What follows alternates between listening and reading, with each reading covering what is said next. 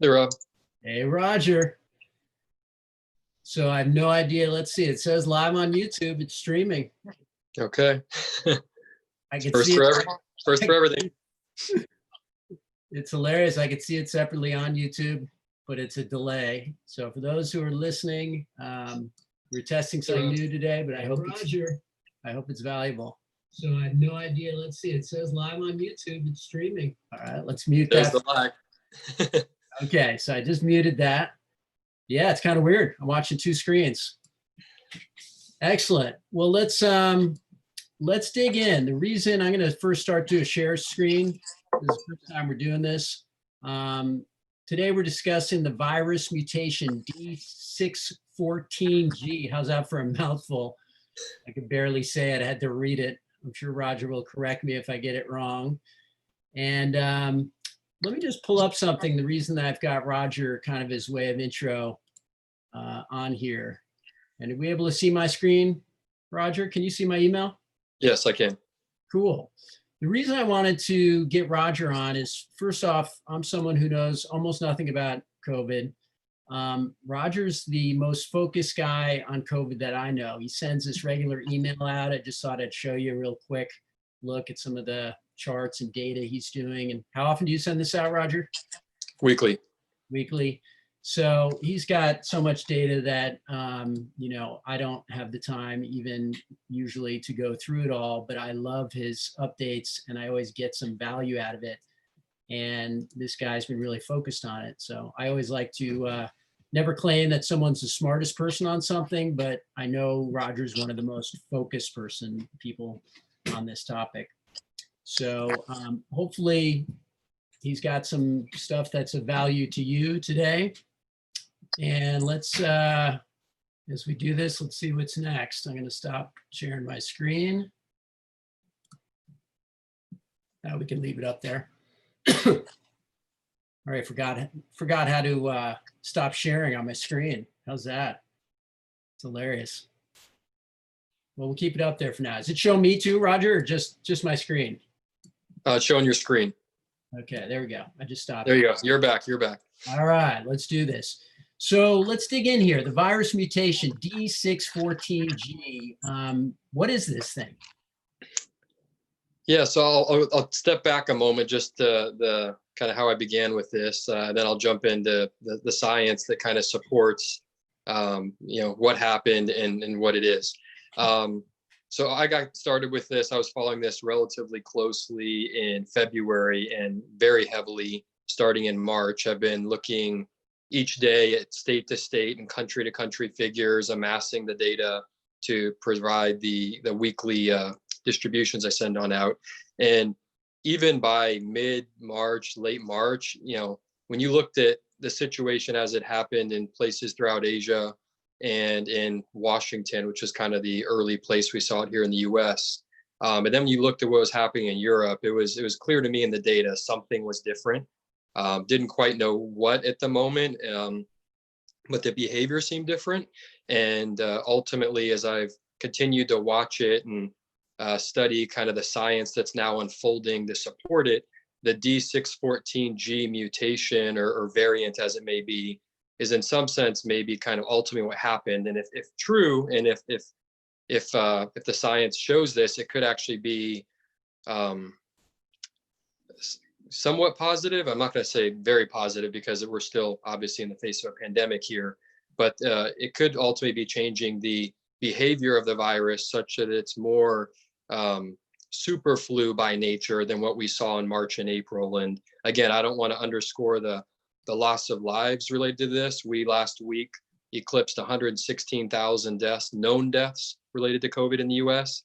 And that's more than the entirety of World War I for Americans. So again, it's kind of a saddening metric, but nonetheless, D614G, that if could be positive, because basically what it was is, and I'll be the first to tell you I'm not a scientist. I'm trying to give the information as I'm reading it, and as kind of the data is in some sense supporting. So effectively, it's not surprisingly, viruses mutate. You hear a lot about that. certain mutations have permanence and certain ones don't. D614G seems to have some heavy level of permanence.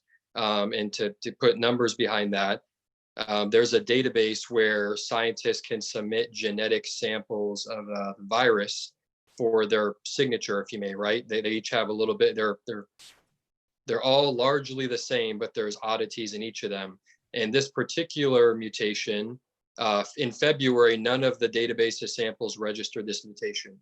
In March, 25% of the samples did, and by May, 70% were. So this has quickly become the kind of predominant strain, if you may, of the virus.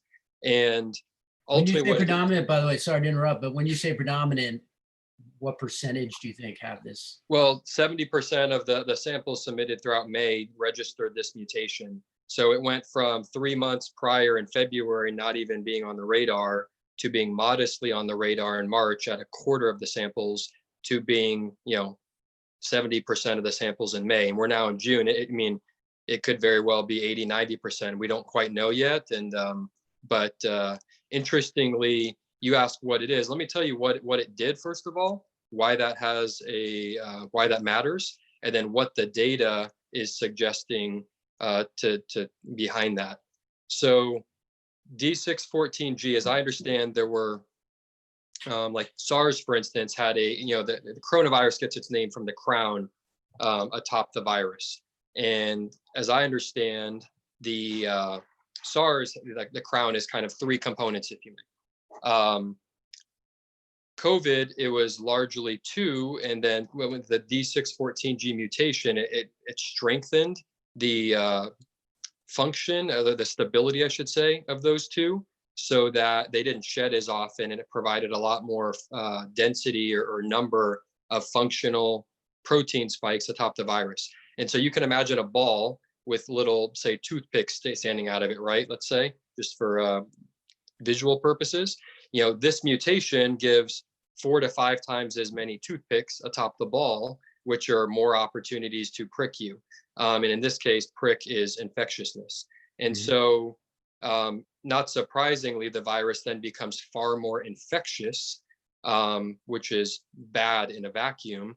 But interestingly, even as the world's cases have stepped up in a huge way, and I've looked through, some people would say, well, that's just because we have more testing. I've, in some sense, kind of like stabilized for that, or looked through that. Even in places where you have the same testing, you see far more infectiousness since kind of April and May, and you see encouragingly far less deadliness.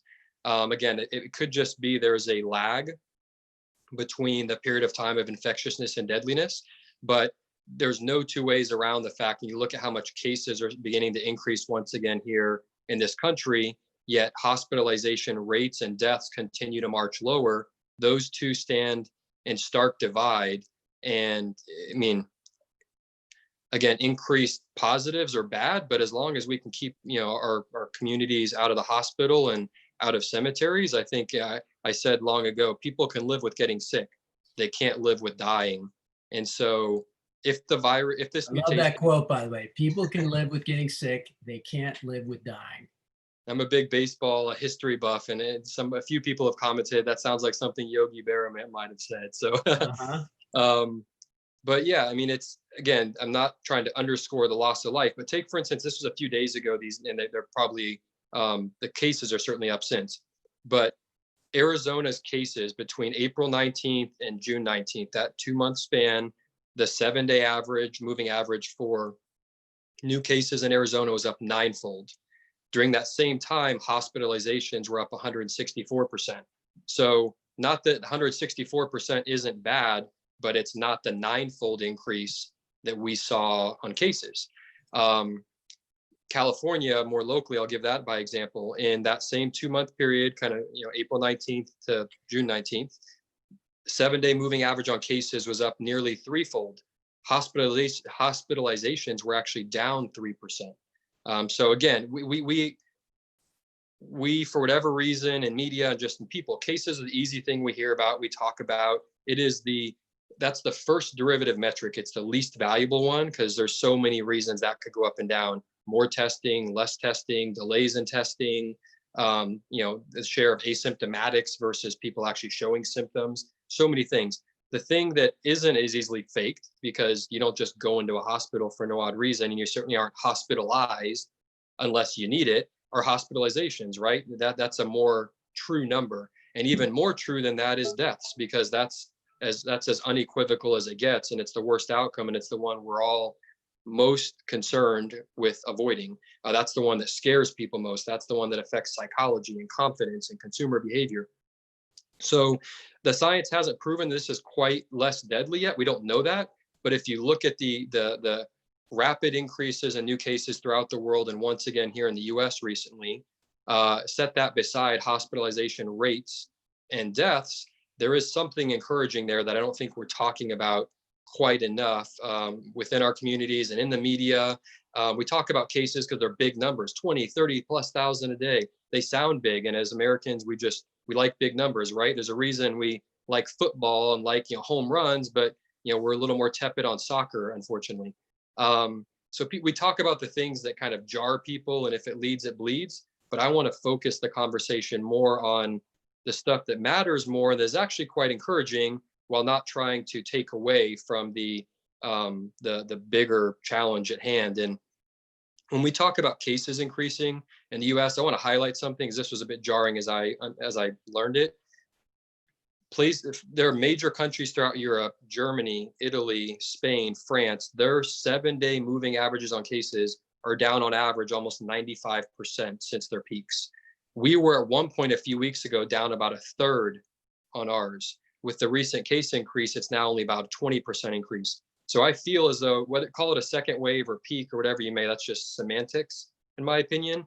There's been a second wave building underneath the surface of the water here for some time, because we were early on measuring ourselves against the European countries that were ahead of us in this crisis, their numbers certainly.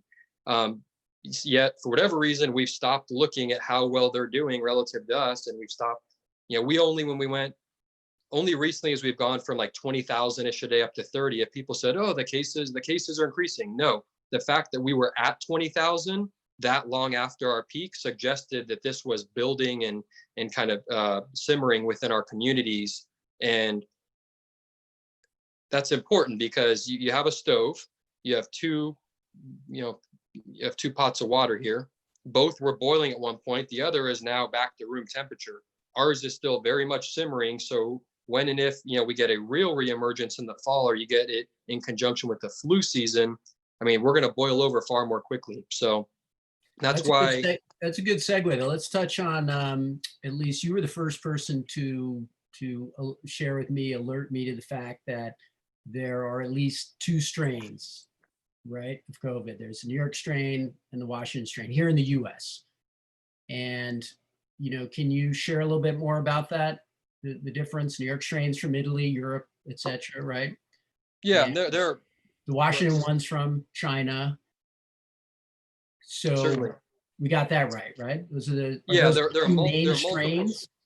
Correct. Yeah, they're well more than 2. This is mutating far more than even I'm sure we can keep up with. But those are the 2 dominant strains.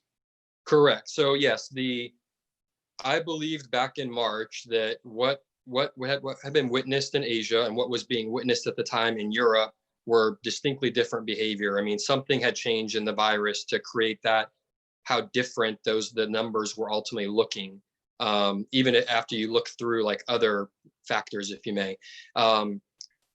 I believe that what we were seeing first in Washington along the West Coast was largely for lack of a better word, I'll call it the Asia strain. And what was being witnessed in Europe was a kind of new and different, somewhat different, certainly different behaviorally. And I was calling it the European strain. And I believed I was actually back in New York, badly enough, back in mid-March, right before the things really went off the rails. I came back on March 14th, and I left New York feeling like, given live in the Bay Area, and we have a big relationship with Asia. New York, not surprisingly, has a big relationship with Europe. And when you look at the density of the city, when you look at its relationship with Europe, when you look at everything else, I just left New York feeling very ominous that was going to be the epicenter in the US, and that everything we're seeing in Europe was going to spill over and then some. and that obviously happened. It's fortunately got a fair amount better since. But yes, the European strain and the Asia strain, and again, it's mutating throughout. I mean, to be clear, it was seeded believedly in Europe through, although we cut off travel from China in late January, we didn't cut off travel from Europe until mid-March. And so, folks that were, what's that? I said, whoops. Yeah. Right. So although I mean, it certainly helped, but it would have been better to have cut off perhaps even more travel early on. It's believed when some of the earliest cases in New York were kind of, known in early March, that the first case there were actually 10,000 cases circulating the community. And in an area as dense as that, with public transit, everyone's so close to one another. I mean, that's, again, recipe, unfortunately, for what we saw in March and April. But back to the question of the two strains, New York and Washington, largely what we first saw in Washington was seeded out of Asia. What we saw in New York was seeded out of Europe, with, what in fair amount of those. Mostly Italy, right? Initially. Correct. Yeah, Italy was kind of the first place of spread in Europe, and that seeded all there around. Not surprisingly, given how intertwined Europe is. I mean, it spreads very easily among various countries, adjacent countries. But New York Times did some stuff last month that was great. That actually, these are, again, they're looking for the genetic signatures, right? You can look at the sequencing of the virus, and there are genetic signatures that trace back to these areas and genetic signatures that trace back to those areas. No different than we can do with our ancestry, right? So they're looking for genetic signatures to suggest where geographically these viruses first came from. And for everywhere but Washington, for all the states that New York Times showed, what's predominating throughout the US was come from New York. New York City was in some sense kind of the grand central, where everything kind of, that is, for whatever reason, what's predominating more. Maybe it's because it's a more infectious strain. A lot of it might just be the relationship. Certainly there are a lot more people traveling to, from, in, and between throughout, New York and other places around this country than Seattle just proper, or Washington proper. And I'll also say that a lot of the earliest cases in Washington were heavily within the nursing home community. So, and that's been unquestionably one of the heaviest impacted areas of our country. At one point, a few days ago, we were up to 120,000 deaths. 50,000 of those were in senior and nursing homes throughout our country. So 40%. So I don't want to understate how much this has impacted our senior population. And these are people's mothers and grandmothers and grandfathers. And so this is it's saddening, and we need to do more to protect our most vulnerable. If we do nothing else, we certainly need to protect the most vulnerable within society, the folks, the greatest generation, right? These are folks that literally gave their lives on another continent for freedom, and all we're being asked to do is largely to kind of stay at home and wear masks. I don't think it's a big ask, and even if it's not for yourself, do it for others. I mean, I feel like it's the least thing we could do. And I mean, if you think about every one of those people that have died as being your own mother or grandmother, grandfather, and just do it for them, if not for yourself. So back to D614G. So what's the relationship between that and, call it, the New York strain and the Washington strain? So D614G is first believed to have question, but I've learned to ask those. Yeah, first believed to have happened in March, it seems, in Italy. And not surprisingly, the relationship between Europe and New York is quite intertwined. So a lot of what we saw in New York was probably seeded out of Europe, which is to say seeded with 614G. And that's not just a moment. So when you say New York strain or Europe strain, is that synonymous with the D614G? That's not the only strain that's in the communities, but it is certainly the predominant strain. It became the predominant strain throughout Europe and New York, it seems, yes. Gotcha. And then your point about, and I know when you say super flu, obviously you care and you're not downplaying any of this, but you're saying in comparison to what, call it the Washington strain, that this D614G is basically, if I got this right, it's more infectious, but less deadly. Certainly, the science certainly believes it's more infectious, and that'll probably be proven out, more in time. But I mean, when But you doesn't put, that make it a stronger virus then? Because as you've well, taught me, right, a virus depends needs how you define strong, right? a host. Yeah. Depends how you define strong. I actually believe a good virus spreads well, doesn't kill. Remember, if a virus kills its host, it kills itself. So you can't spread something if you're gone. And so the virus may be prioritizing and mutating to enhance its infectiousness, which is not surprising. But it would be, I know viruses aren't smart in the traditional sense; they just don't have a brain. But I mean, if they were smart, they deprioritize killing, because in some sense you don't want to kill people, because then you certainly can't spread yourself. I don't Right. want to Let me put understand. it this way. So I know you're sitting in Oakland. Our kids go to the same school. If you had your choice, and I know it's a tough choice, would you rather have the D614G virus hitting Oakland, or would you rather have call it the Seattle, China? D614G, unquestionably. Gotcha. Ultimately, I can live with So getting even sick. though it's a stronger, more effective, I should say, at spreading virus, but it's less deadly. Correct. Again, the science hasn't proven it's less deadly, but if you study the numbers as closely as I have, and I see thousands of numbers a day. Unfortunately, I dream about some of these. If you can imagine, I see numbers I in my know it, sleep. man. I've seen But your emails. yeah, but people can live with getting sick. Again, they can't live with dying. And so if I have the choice between something because if I get it, I just want to know that my chance of dying is ultimately less. I mean, look back to H1N1, right? To swine flu, 10 plus years ago. A very large amount of Americans in this country got that, but so few as a relative share died, that it wasn't so, unnerving. It wasn't so, confidence breaking. It wasn't so psychologically debilitating. And so, again, as the science unfolds and we see more about this, to the extent that this spreads better, but it doesn't kill as much. And again, there's medical advances we're making day in and day out to help, kind of make certain that second one is more the case as well. But the behavior, the D614G may have changed the behavior of the virus enough that it's effectively morphing into more of a super flu by nature, which is to say a lot of us will get it, a lot of us will get sick, but we may not get the level of deaths that we saw. Just take back in March and April, early April. Take for instance today, we're on the verge today, perhaps of nearly meeting or even eclipsing our highest case number back in April. But at the same time, our deaths are a third of what they were.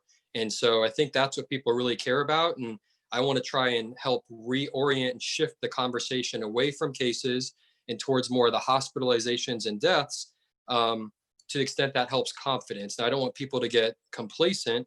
I'm a big advocate for wearing masks when you're out and about, because again, we don't know enough about this to say that much yet. I'm really just hypothesizing here today off of what I've seen and what I've read and what I've studied. So basically what you're saying is, if you have the Seattle or Washington strain, China strain here, you've got the traditional flu here. The reason you're calling it super flu is it's somewhere in between, because even the regular flu, traditional flu is, and again, I'm no medical expert, but I know enough to know that the regular flu kills a decent number of people every year. What you're saying is somewhere in between, that's where this D614G sits, between a regular flu and, call it the Wuhan, China / Washington strain. And I don't even say just the Washington or Asia, just what was being seen pre D614G, right? Okay. Because I don't like identifying things so much by geography too much. I mean, there's a genetic signature that a lot of these trace back to, but the reality is, there was a certain amount of nature of behavior with the virus and what it did and how it killed before D614G. And then there's kind of the behavior we now see. And April is odd because people have said, oh, but it was so deadly in New York. You're saying it's not deadly. Well, again, the predominance of this in the genetic database was 25% in April, in March, and 70% in May. So it stands to reason. If you look throughout April, it was a lot of just sideways action. I feel like there was a bit of a tug of war going on within the two viruses to ultimately figure out which would be the which would reign supreme, right? And it now seems like it's D614G. So a lot of what you saw in April in New York, New Jersey, tri-state area, it could have very well been like, a lot of before the prominence of D614G really rose. And again, let's be honest, there were 10,000 cases probably circulating throughout New York City when they diagnosed the first one. And it was really a few weeks thereafter before they really kind of sheltered in place. So, I mean, a lot of what you saw in April was really a testament to the lack of things that were done in March, not so much D614G. Cool. What do you call the non D614G major strain then of the virus? I was trying to call it the Wuhan, the China virus, but I'm starting to sound the Washington strain, which predominantly was seeded, it was believed from Asia. What do you call it? I just want to use the right term. I'm only throwing out those. I would just call it, in some sense, maybe the D614G, or just the virus as it was, pre D614G. Okay. There's so many strains, it's hard to really identify them all by geography or name. I would just say that pre-mutation and post-mutation. There are lots of mutations, don't get me wrong, but this mutation has risen to a level where it gets its own name because it's so predominant now. It's the one that clearly kind of out mutated the others in some sense. So I would say pre-mutation, post-mutation, and when we say mutation, we distinctly mean D614G. Gotcha. So let's wrap up, and we got a teaser about antigen testing in a second that we're going to do on a second one of these, if I can figure out how to use Zoom and YouTube at once and share my screen while keeping my hat properly aligned. I notice it's crooked when I look at myself for a while. You and I looked at these Google numbers where we got that tool. Shout out to ahrefs.com. Super awesome tool. You got to pay some money for it, but what is GenBank? 31,000 people a month are searching that term. GenBank Blast. What is GenBank? NCBI GenBank. I know, you just tell me what you know about GenBank and how it relates to the virus mutation. Yeah, so I again believe back in March that something had changed. I've been looking in the time since for kind of what it was. And when I first started studying D614G in May, I felt like this could be it, right? I was looking for what happened that changed the behavior as much as I was seeing in the numbers. And so GenBank is the database that, as I understand, scientists, medical community, they can submit samples, genetic samples, sequences of the virus into, so the medical community can be best informed about, what's happening and where and when. And so think about it, as I understand it, again, not a scientist, but open source database where we can kind of put in what we're seeing to help us learn more and help us be best prepared for what's to come. And so that's the database where, it's been kind of shown that this sequence, or this mutation, this variant is growingly common and growingly dominant. It's the one that's referenced as they look at the New York signature and the Washington signature throughout the country. And it's shown that most of these, but Washington, steer back to the New York genetic signature. So it's a great tool. There's a lot of tools out there. I don't profess to know half of the best ones, but I'm always looking for more and more. And GenBank was one that certainly helped kind of evidence the science behind this, and is then helping to evolve the conversation. So I know, to wrap up, we're going to do this again. We're going to talk about antigen testing. Some other things that might come up are Trump and Bezos. I know there's a couple of fascinating companies working in this space, but just give a little teaser about you and I chatting next about antigen testing. Why is it a segue from D614G that you want to talk about antigen testing next? Yeah, I've learned to trust my gut on a lot of things in life in the last few years, and there have only been three things I've felt most strongly about in the last 3 months. Were, first and foremost, flying out of JFK on March 14th and just having this ominous sense that city would never look the same again anytime soon. Having been there the few days prior and studying what was happening in Europe, I just felt like it was going to be bad. The second was the thought that there were, the behavior had changed in March in Europe. I didn't know quite Italy at that moment, but in Europe, and something about the virus had changed. Didn't quite know what it was yet, but the numbers suggested something had, and D614G may be in some sense that answer. The third thing that I feel most strongly about is the role that antigen testing can ultimately play in our fight here. It's by no means going to solve it, because again, it's just a test. It's not a therapeutic, it's not a vaccine. But I'll save some more for later. But I feel like it's one of the biggest tools in our toolbox that we are certainly not using enough right now. And there are a few companies making great strides here, to the extent that somebody in the public realm or with some level of influence can help elevate the conversation to make this something that we're giving more time, resources, money, obviously, to helping progress. I think it can be a huge confidence builder for America, because the nature of testing we have right now, that is to say with PCR testing and antibody testing, isn't going to move the needle for the psychology and confidence we need to get back to kind of any sense of lives as they were. Having to choose between our lives and livelihoods is a false choice. And I think antigen tests can be a big tool in helping us, go about as much as our lives as we're each comfortable with. And I want to highlight how different that is from one person to the next, one family to the next. But giving the tools that we can be out there and not feel like we're putting ourselves and our communities at risk. Cool. Well, let's wrap up. If someone, by the way, and I should have said this in the beginning, Roger and I are doing this. There's no monetary gain, where there's no ask. We're not asking you to sign up for anything. We're just having a chat. I thought what Roger had to say was super valuable, and decided to invest some of my time just getting it out there to help his vision and connect with some other dots maybe out there in the rest of the world.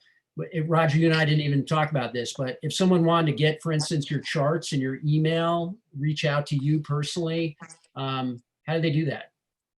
I know you didn't ask for it, but what do they do? Yeah. I suppose if it's important enough, I guess just, I don't have how's this? I don't have anything set up. I started this out of trying to help inform myself, my family, my friends. There's no, profit desire No here. company. I don't have any. What I'll do is I'll set up an email where if people want to get more, I could send it to them directly. I actually don't have that set up yet. But before we chat next, I'll share that. So if you're interested, listen in Cool. next week. We'll share that. We'll share more on antigen testing and how we can help reinstill the confidence in psychology in America a little better, certainly better than we've seen in the existing environment and with our largely unattentive leadership. Yeah, cool. Well, what we'll do is we'll figure out later how to put that in the YouTube live notes somewhere below. I would assume we can control that, and we don't even have our next thing scheduled, but we'll schedule it. We'll put that in there. And thanks, Roger, man. We'll be chatting again and put this out there. And if anyone is interested, wants to connect with us for now, go leave a comment on YouTube. Point us to you, or say whatever you want, and we'll be talking to you again soon. Sounds All right, great. thanks, Rob. Roger. I really appreciate it. It was fun. You got it. All right, bye-bye.